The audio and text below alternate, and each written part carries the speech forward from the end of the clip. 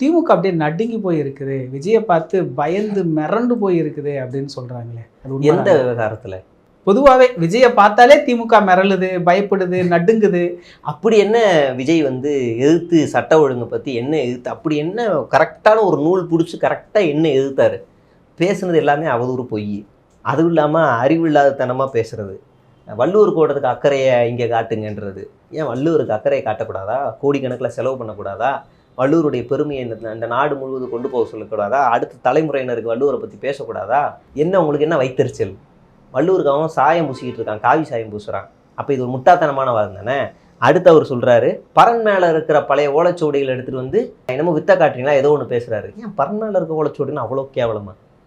அது இன்னைக்கு இருக்கிற வரலாற்று ஆராய்ச்சி மாணவர்களுக்கு அது எவ்வளோ பெரிய வரப்பிரசாதம்.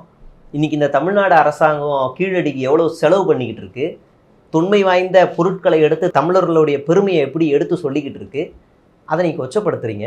நீங்கள் என்ன பெருசாக திமுகவை கரெக்டான பாயிண்ட்டை பிடிச்சி நூல் பிடிச்சி எதிர்த்துட்டீங்க?